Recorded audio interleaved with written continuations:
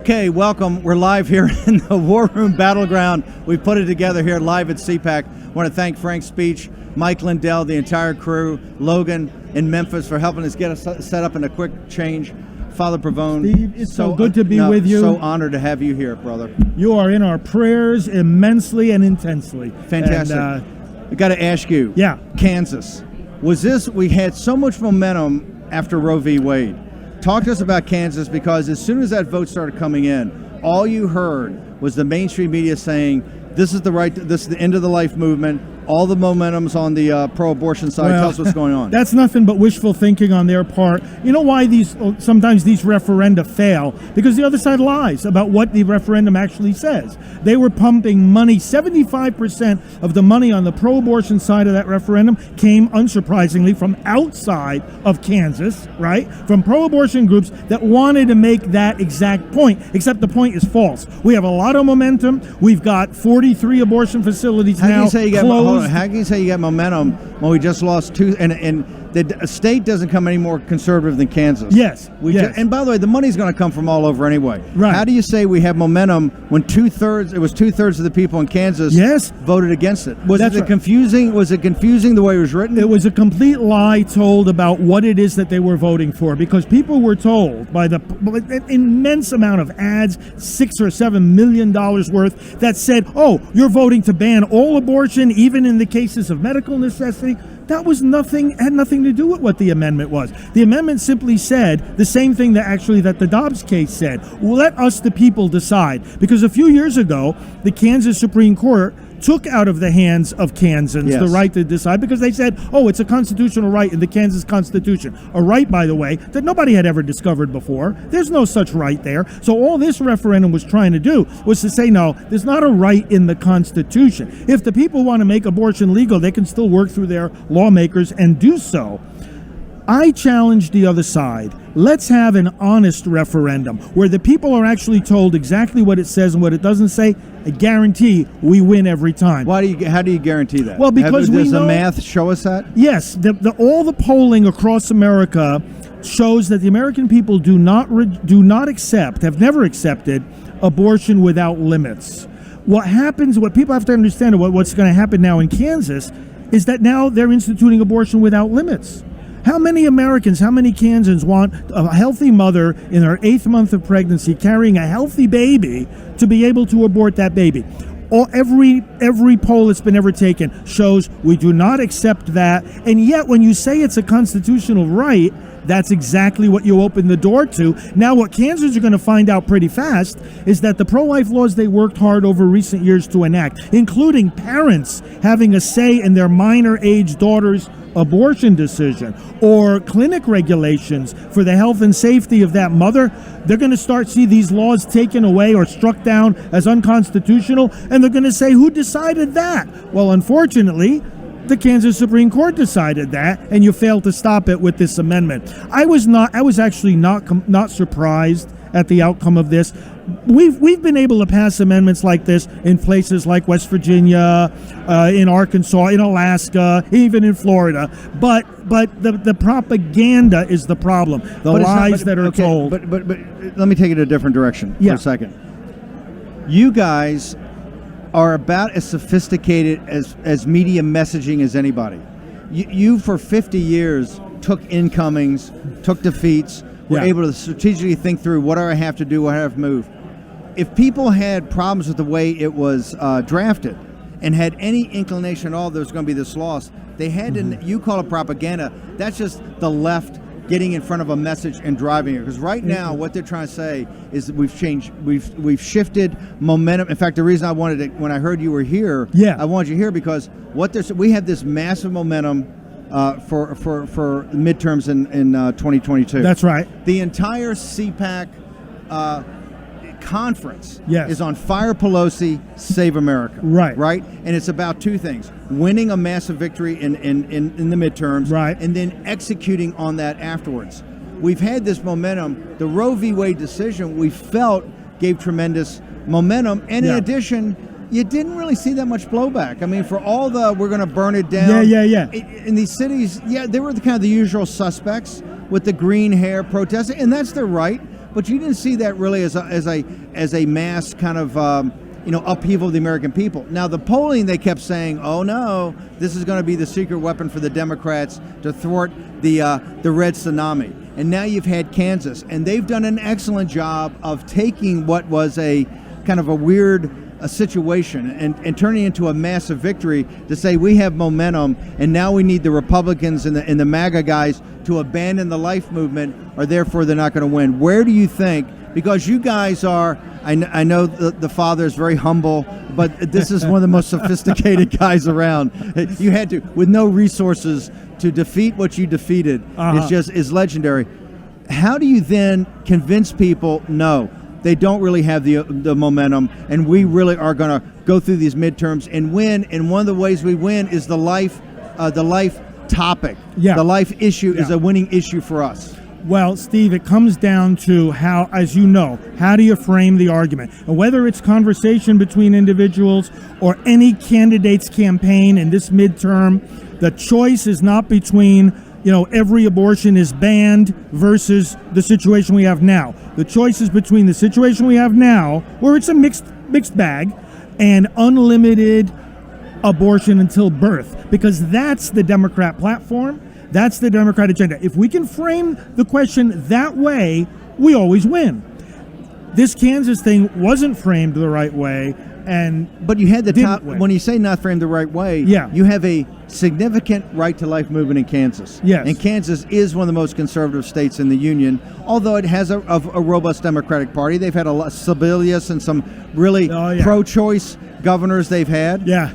How did the right people not get involved early on and say we got to get this amendment right, or knowing it was not right, start putting out the warnings that, hey, because people, quite frankly, walked in there, and I was talking to people in Kansas every day, including people in the right movement, said, hey, we have massive turnout, and the reason we have massive turnout is support for the life movement. Next thing you know, the first numbers that come up are 2/3, 1/3 against us. Yeah, I think it was the avalanche of these ads that came in, again, from out-of-state money, saying, oh, you're not going to have the right to contraception anymore. If your life is in danger from your pregnancy, you're not going to be able to be treated. These are the things they were literally saying, rape and incest, and none of that was what the amendment was about.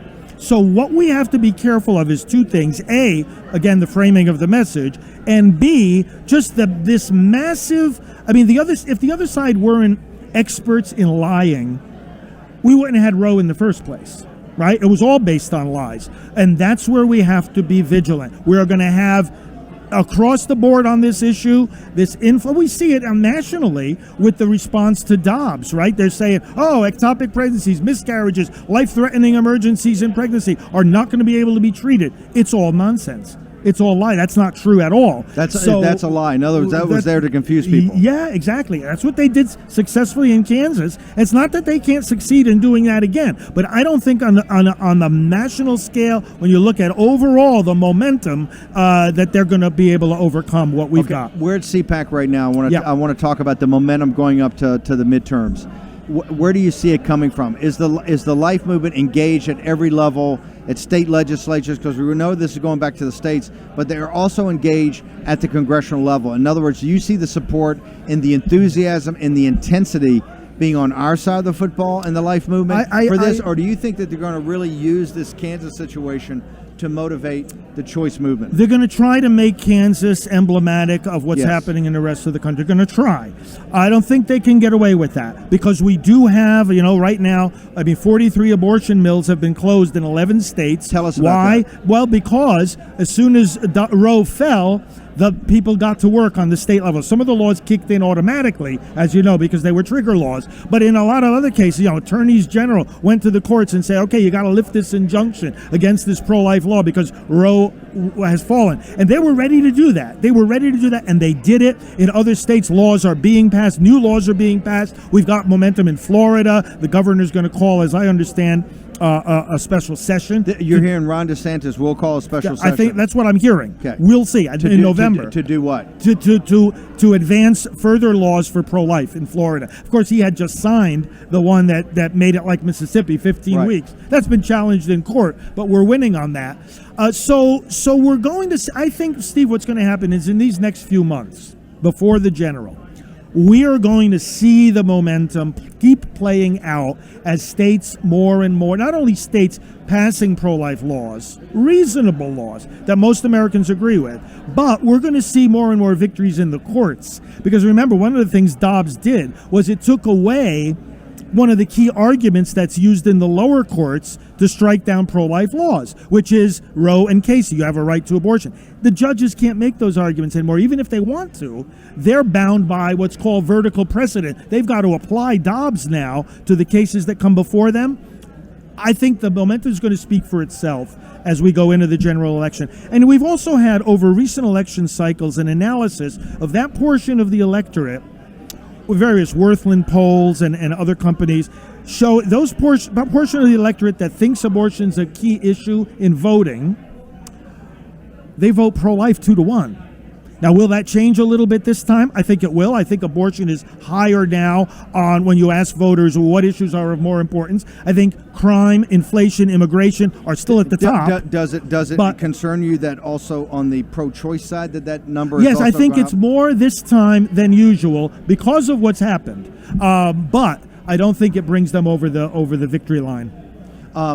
Before I let you go, and get Janet Marino in here in a second, before I let you go, well, you talk about the momentum and all the positive stuff. Gavin Newsom Yes. has and he's going to stand astride of the Democratic Party on the evening of November 8th. Yeah. They're going to get shattered. They're going to lose the House. I believe strongly they'll lose the Senate. Me too. They'll Me lose too. state legislatures. Yeah. They're going to lose school boards. They're going to be shattered. They're going to have one shining spot. Yeah. And that's going to be California. It's going to be Gavin Newsom. And Gavin Newsom is going to win by 20 points in his governor's race. He's going to have $250 million in the bank. And he's sitting there saying, I am making California a sanctuary state for abortions. Right. He is the opposition, and he's going to be one of the, if he's not the nominee for the Democrats in 2024, he's at least going to be one of the guys that fights out to the end. Yeah. Is Gavin Newsom setting himself up with a series of policies to make California the example for the pro-choice groups to rally around? And does that concern you? Well, I think that's what he's doing and what he's trying to do. And I agree with your analysis. I was out speaking in California several times, actually, since Dobbs came down. And what I told the people out there was, whether California becomes a sanctuary for abortion or not is not up to Gavin Newsom. I said to the people, it's up to you. Yes. Because this is where now people have to rise up and say, wait a minute. Do you think California is a pro-life state? You know, not overall, because you've got these population centers, but that's the problem. You got the big population centers, LA and San Francisco and so forth.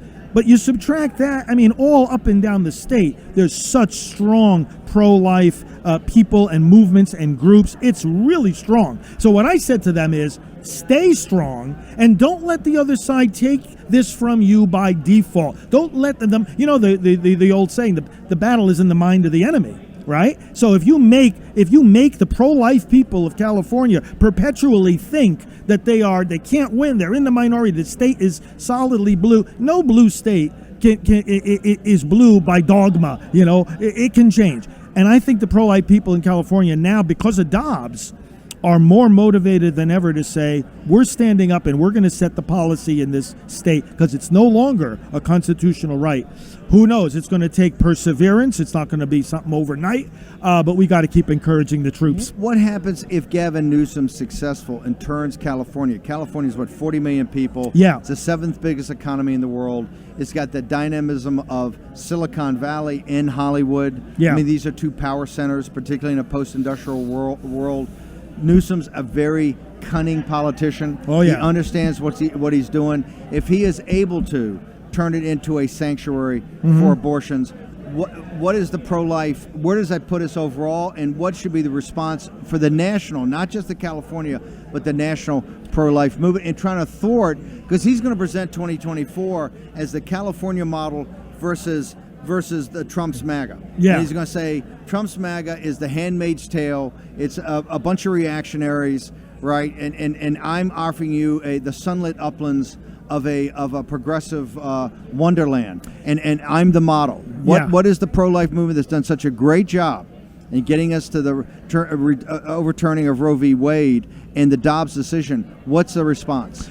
He's assuming that people in other states who can't get an abortion in their own state are going to be willing to travel to California to get one.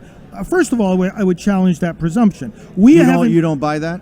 Not as glibly as a people, given. as glibly as people just assume. Right, because we have found, and we're working with these women every day who attempted to have abortions or who have had them.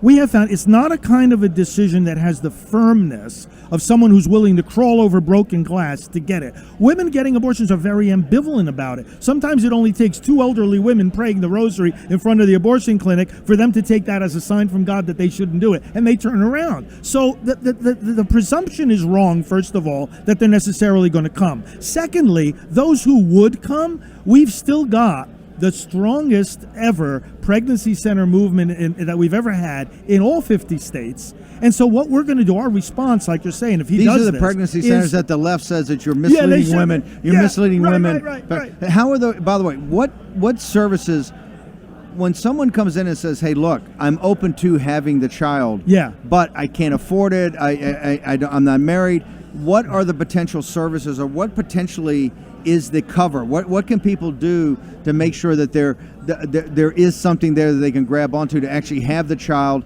and understand they're not going to be in dire poverty the rest of their life? Right. If they don't have the economic resources, there are people ready to give them job training, find them jobs, help them pursue their education while having the baby, if that's what they choose to do. Legal advice. This is that fully developed. And if they go to a pregnancy center, this is the type of thing that you can help people with. Pregnancycenters.org is the main website. Yes. You put in the zip code, you'll find the pregnancycenter.org. Pregnancy centers, yes, .org. Centers. It's that developed. I mean, parenting training, help to make an adoption plan, whatever it is that they need. A place to stay if they don't have a place to stay. But then you got a lot of people who do have the financial means to have that child. They're just filled with fear. And a friendly, professional person to walk them through those fears. Fear of the unknown. Fear of the unknown. Fear of, hey, I didn't plan on having this child. What do I do now? I can't do it. And people will walk alongside them and say, yes, you can. Talk to me about what you were just saying about people. It's not a firm decision, and people aren't going to fly or get on a bus and go 900 miles. Talk to us about that decision. So you don't buy the glibness that, oh, we'll make it a sanctuary state, and everybody throughout the country they're going to flee here. Yeah, because that's the pitch to me he's making, right? Yeah, that's the pitch he's making, because this is what a lot of these folks actually think. Oh, she's so determined to have an abortion, nothing's going to stop her. Oh, yes, it will. I've had people have said to me, well, I didn't go through with my abortion. You know why? Because I got lost on the way driving to the abortion clinic. And it's as simple as that. Professor Michael New, let me throw that name out there. He's a pro-life researcher. He has taken the state laws that we have had, even pre-Dobbs, that simply regulate abortion in various ways. You've got to wait 24 hours, right, after you get some information about the procedure. Those laws are saving lives not in the sense that they're going to a different state where they don't have that law, saving lives in the sense that they change their mind and they have the baby, just simply because they had to wait 24 hours. So when you have a law that is actually prohibiting abortion, we know from the women we work with, they don't want to be lawbreakers. They really don't. They want to do what's right. And, the law is a great teacher, and 50 years of saying, oh, it's legal, many people think it's okay. With this changing now, no. It's not. They're very ambivalent, and a lot of them are going to choose life because of these laws. Talk to me. Why are you here at CPAC? This is the Fire Pelosi, Save America. This is the push. Yeah. This is the push to. And by the way, she's a devout Catholic, right? She's a devout Catholic. The Pope told us that when he went to the Vatican, and the San Francisco Cardinal said, "Not on my watch." And that. Yeah. So why are you here at CPAC in August? First of all, for my own personal exhilaration, inspiration, connecting with people like you and with all our colleagues in this great fight. Secondly, I'm able to share some thoughts. I'm going to be given one of the talks tomorrow. What time is your talk tomorrow? My talk tomorrow is at 3:20 in the afternoon. Is it on a panel? It's on a panel. And talk to me about the panel. It's going to be about faith versus fascism. It's going to be about the Dobbs case, but it's also going to be about how is it that we got to the point in this country where we're killing these babies, where we can't say a man is a man or a woman is a woman. By the way, I think the answer to that is for 50 years we've been saying a baby's not a baby. That's when we broke from reality. But I'm going to talk about what is the restoration of faith like in addressing all these problems. So it's going to be a fascinating discussion. What is it? Give us a heads up. The church says if you forget the Creator the creature becomes unintelligible. And that's the bottom line. We've lost the sense of what human life is, who the human person is, because we don't know who God is anymore. And for people who either don't believe that he exists or believe that, yeah, it's a God, I make him in my own image, that's where you end up with all this evil. And no longer can you even have... these are bigger cultural issues. Yeah. How do we... People are talking about how we... they're all freaked out on MSNBC, the New York Times, about what they say is the rise of Christian nationalism. Yeah. I think when we look at things, we see the basis of the Judeo-Christian West receding from the public square. Yes. That you can't talk about any of these values or concepts anymore, or automatic. This is the fascism part. How do you think that we get more of that conversation into the public square right now? Because isn't that what we're missing? It is what we're missing. You know what I think the answer ultimately is? We need martyrs. That's how the faith grew at the beginning. For people to do things that make the rest of the people turn their heads and not just say, oh, so-and-so believes such and such. Well, everybody believes something. People have believed things for centuries. We've got to do things that make people turn their heads. And Steve, I'm not saying this just because we're here on the show together right now, but you're an example of this yourself. Make people turn their heads and say, why on earth is that person doing that? They must be motivated by, this is how Bernard Nathanson came to faith. Yes. The architect of the abortion movement. Yes. He saw people rescuing in Yes. front of these abortion clinics. He said, there's something here I don't understand. There's a force that's driving these people to give themselves for these babies. Well, they got to see that force in us driving ourselves to give ourselves for the babies, for freedom, for America, for our children, for education, for the security, for all of it. You're a hero. How do people get to you on social media? By the way, he has not taken one day off after Roe v. Wade. This guy works every day of the week. You're a man of faith and a man of God. How do people get to you? FR Frank Pavone on all the major platforms, starting with Truth Social and Getter and all the rest. FR Frank Pavone on social media. Father Pavone, you're saying right now we're still pushing forward with the life movement, and we're going to have big victories in the midterms. Don't believe what the mainstream media says. That's right. When they say that we've lost our mojo after Kansas. Hey, listen, if we believed that now, it's the same message they've been giving us for 5 decades, and they've been wrong all along. Well, I tell you, they told us for 5 decades, and Father Pavone and these other great warriors did prove them wrong. Okay, we're going to take a short commercial break. Janet Marino is going to join us next. We've got the Moms for Liberty. We've got a packed show in the second half. Father, always an honor. Always an honor. Keep us in your prayers. Absolutely. And keep our enemies in your prayers, too. That's right. Father Frank Pavone. Okay, short commercial break. We're going to be back in War Room Battleground. Frank's speech. We're here live at CPAC. We've got 2 more packed days. Tomorrow, wall-to-wall, 10 to noon, and then back here at 5 to 7 Eastern Time. And then Saturday morning, we're doing a live special in the lead-up to President Trump's speech. We're going to take a short commercial break. We'll be back here live at CPAC in a moment. So good to see you. War Room Battleground with Stephen K. Bannon. Okay, we're back. We're live at CPAC. This is War Room Battleground. Very honored to have Janet Marino. Janet is a wingman for Father Pavone. The book is Everything You Need to Know About Abortion for Teens. Look, here's the reason I want to have you on here. The shock of this Kansas debacle. Right. Is it seems like it's given momentum to the left, right? And they're saying that in the midterms that this is going to be the driving force that's going to thwart the MAGA movement for the takeover of the House and the Senate. One of the things they're criticizing, they're saying, hey, these people are all great and saying Roe v. Wade and no abortions, but there's nothing there for the underprivileged woman. There's nothing there for the woman that's in fear. And particularly what they're focused on is that all these radicals want to have teenagers have all these babies. Now, this book, Everything You Need to Know About, is actually for teens. How do you respond to that? How do you respond now that they're making one of the number one political issues in the country is this whole issue about the life movement or the abortion movement for teenagers? Well, first of all, for teenagers, Planned Parenthood and the abortion industry targets them. They're in our high schools. Targeted. What do you mean targeted? Well, because they're in the curriculum. A lot of high schools allow them to come into a high school and make Planned Parenthood presentations in your public high schools. I mean, as part of, they say, sex education. Yes. They bring them in under sex education. And so what do they do? What do they do while they're in high they're school? offering free condoms. They're offering birth control and all that. I mean, it's terrible. That's their idea of sex education, is that it's okay for teenagers to continue to have sex, but we're going to give you all the birth control and things you need so you can have all the free sex you want. In my book, I do a full chapter chapter, Steve, on chastity. But I show the kids all this, friends with benefits, sleeping with people.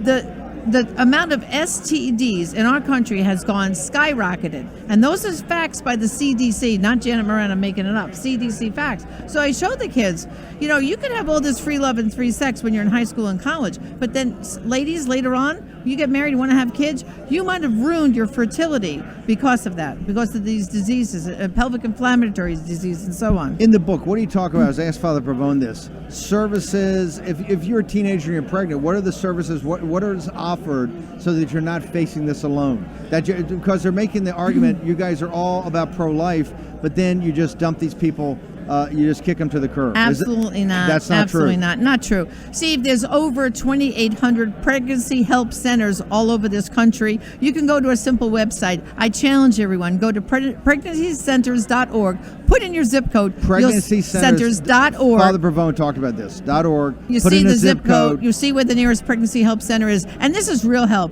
not just diapers and formula. We're talking about medical help, a place to stay if that girl needs it, education and job opportunities.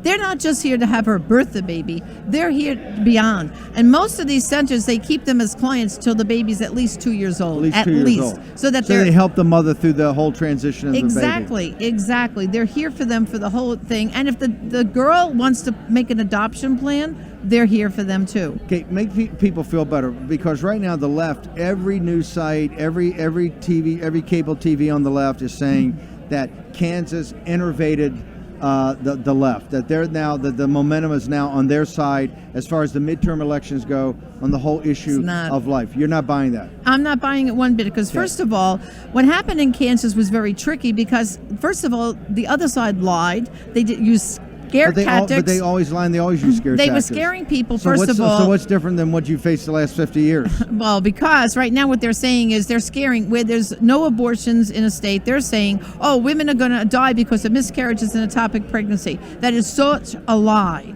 because there's medical treatment. That has nothing to do with abortion, okay? It's two different things. When you have a miscarriage, Steve, that's called a spontaneous abortion. When you have an elective abortion, that's a Planned Parenthood abortion. I'm deliberately going in with a healthy baby, healthy mother, and killing that child. That's the difference right there. But they're using these scare tactics. And the other thing, too, is the amendments are not being clearly so that people can understand. They get confused. What is my yes vote? But they vote? do that on purpose. Of course they do. But why is the life movement not in Kansas? Why were they not there to say, "Hey, this thing's tricky. We shouldn't put it forward. We should rewrite this amendment"? How did that happen? I don't know what they did, but I could know what Priests for Life did. We did a whole blitz, email blitz, phone call campaign. Everybody on our list in Kansas heard from us. Were you surprised by the outcome of 2/3, 1/3 in a conservative state? I was surprised, but Kansas also was the home of George Tiller, a late-term abortionist in Wichita. And as you know, back in the days of the rescue days, there was a lot of things happening in Kansas. So I'm not giving up. Given all the momentum that came off Roe v. Wade, and we saw it, and one of the things I think shocked people is that there was not that much counter demonstration for everything it was supposed to be. A lot of these rallies and all of that didn't really play out.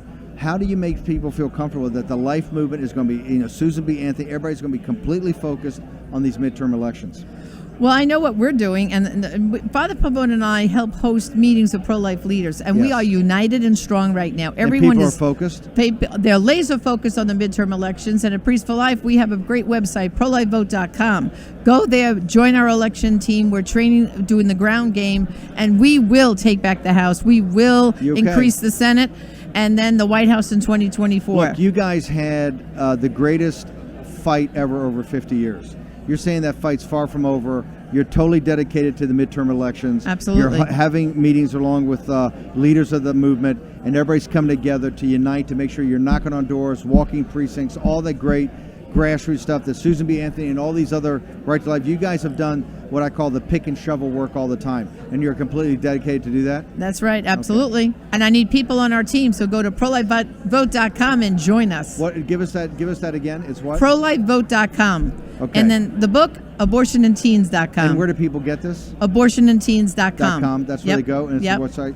You're Absolutely. A hero. I tell you, God I always love having you on. I'm going to keep this keep in hand. that one. Okay, absolutely. fine. You gave me one last time. Okay. All right. We're going to take, by the way, we're going to have Moms for Liberty are going to be here in a second. Let's go ahead and do a shift right here. Okay. We're going to produce in there. Janet, thank you very much. God bless. Love having you on.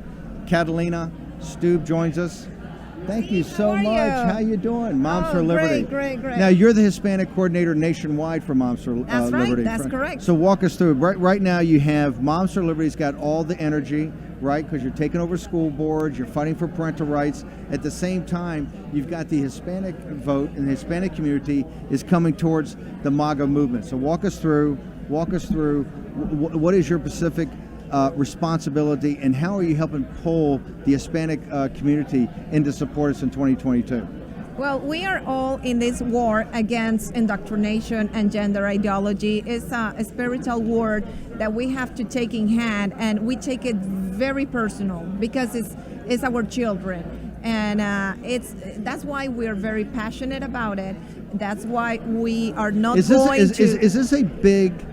this one of the things that MAGA movement is most attractive to the Hispanic community, because the natural conservatism of Hispanics and the family nature and how center the family is to the Hispanic community? Are they outraged for what they're seeing Democrats do right now? Is that why this is such a big moment? Well, Democrats have been taking for granted always the Latino votes. And they are wrong, because we are awakening every day of this radical left agenda. And obviously it's not aligned with our values. Hispanic has strong values with traditions, beautiful tradition based on faith, family, and freedom.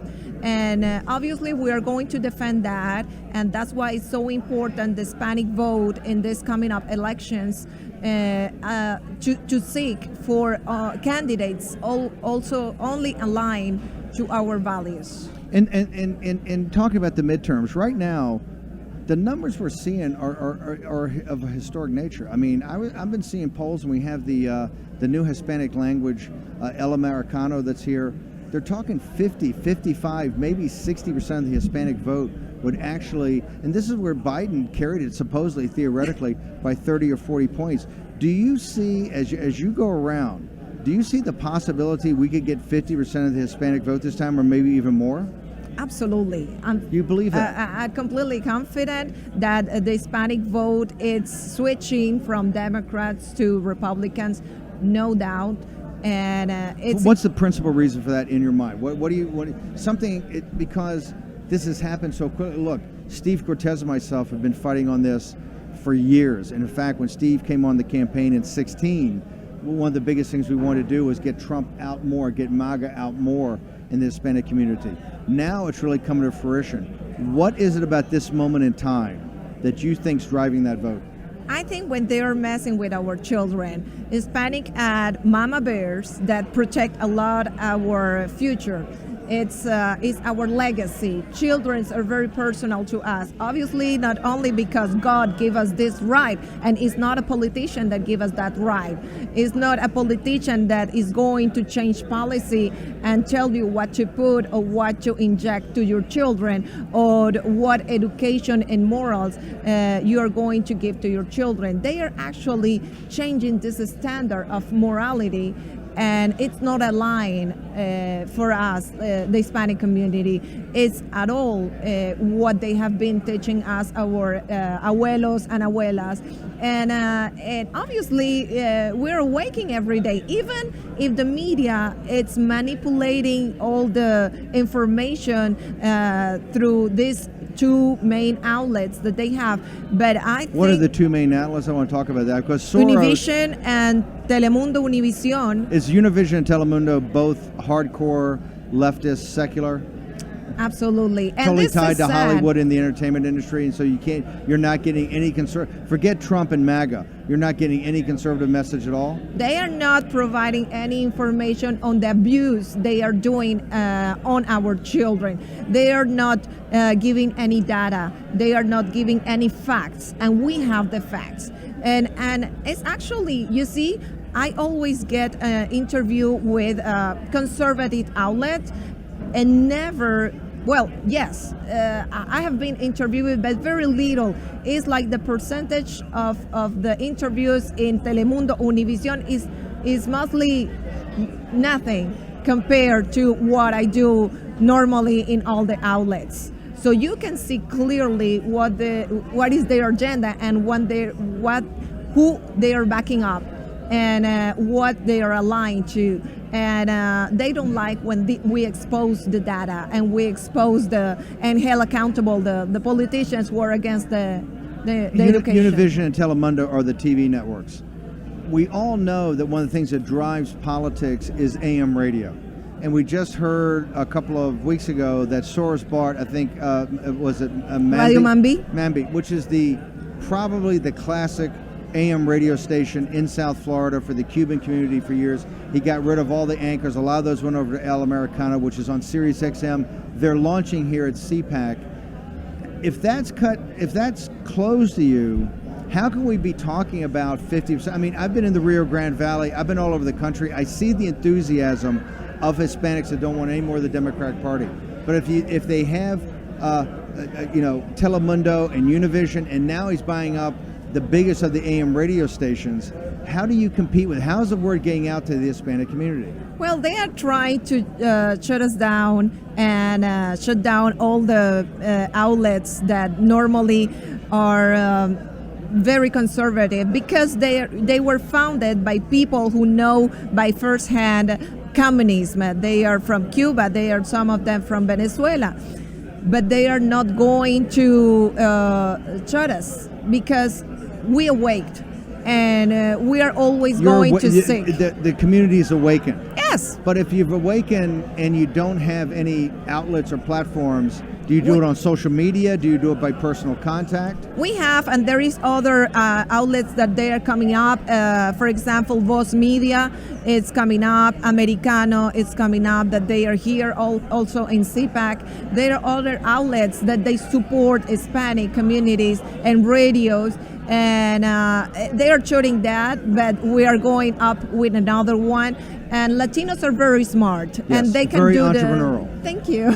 Thank you so much. And they can do the difference between good and bad, because this is what is happening right now. It's a mental battle and a spiritual battle. You believe this is a spiritual battle? Totally. No doubt Absolutely. in your mind. No doubt. You've seen it in your life.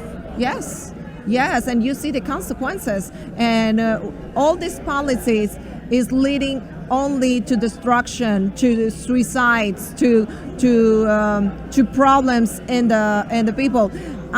I never see any improvement on the sexual behavior of any children with the education in all the schools. Where the state comes in and tries to do that. So you can see let's talk about the Monster results. Liberty, because right now when you go to liberal media, progressive media, they say these are a bunch of crazy moms that are they don't want the real teaching of American history. Terrorists. Yeah, domestic terrorists, and the FBI's watching. They don't want to see the real teaching of American history. That's why they're all down on CRT. They're also crazy, anti-vaccine, and now they're all haters on Don't Say Gay. And DeSantis is not the problem. The problem is Tiffany Justice, Catalina, Tina, and the other Moms for Liberty. They're pushing a radical hate-filled agenda. What say you to that?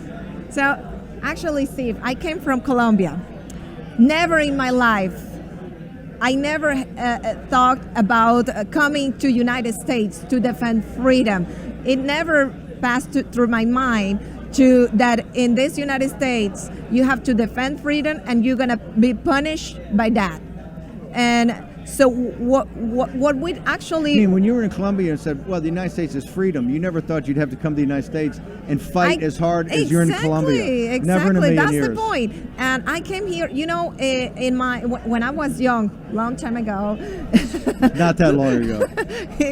By the way, you were Miss Columbia, right? Is that That's correct? correct. Yes, That's correct. yes. So, not that long ago. No, not like that. But you never envisioned, you thought the United States was just freedom. I grew up in the middle of 2 drug cartels. It was horrible. And I grew up with this fear of any time I can lose my life, because the value of life of every human being, it doesn't have this value in Colombia. So always I was thinking about going to another country, and I saw United States the American dream. And I came here legally. I came here and became citizen. It was one of my proudest days in my life. And then now I am defending children, defending freedom, defending what is normal, what it should be a normal rights given by God. Why are you here at CPAC? CPAC is the annual coming together of the conservative movement. The whole theme here is Fire Nancy Pelosi, Save America. This is a real focus on the run-up to the midterm elections that are in 95 days, and then the actions are going to take place afterwards. Why is Moms for Liberty here? To see you. Great answer. Great answer. Because we enjoy being with people like you, with patriots, with the strong people who they try to shut you down, and you keep stronger because you have beautiful values. You know what is good and what is right, and you are not going to backing up. So you are a great example and an inspiration for us and for all the country. Thank you. You guys are inspiration for me.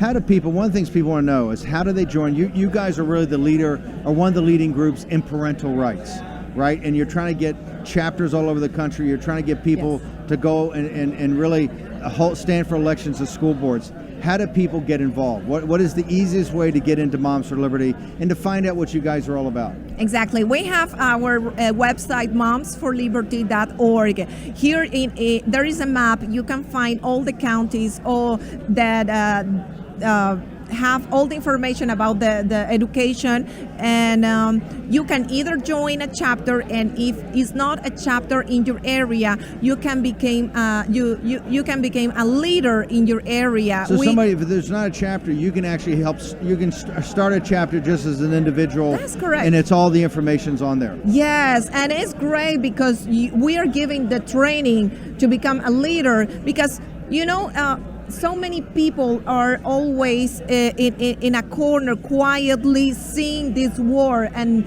afraid, and it takes time, it takes courage to speak out.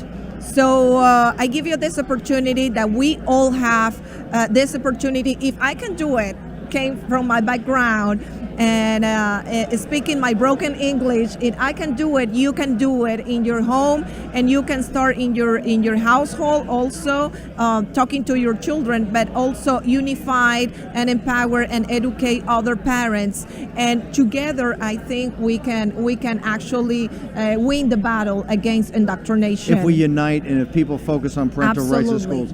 What is what's your social media? Do you have a social media handle? I am in Truth Social. It's completely new. Hopefully you can join me and you can follow me. But what's your handle at Truth Social? Cata Stubbe, Cata Stubbe.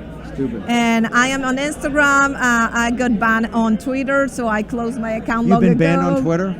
Yes. Why would they ban someone? Right? And actually, Moms for Liberty, it was banned too, but they came back. I had Tiffany on the day that you guys were banned. Exactly. So getting in more trouble. Exactly. Listen, it's great that you're here at CPAC. I say this all the time. Moms for Liberty has had probably more impact than any new startup that's only been it's only been a year or two old.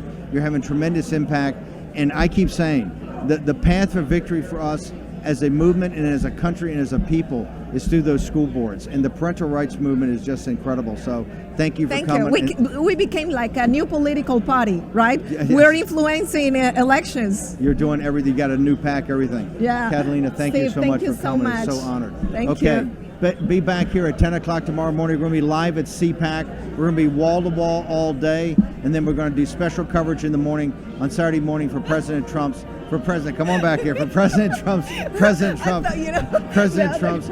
She used to be Miss Columbia, right? When she was a movie star. Okay, we'll be back here at 10 o'clock tomorrow morning in the War Room. Catalina, thank you so much. Say hi to Tiffany. Oh, see you tomorrow.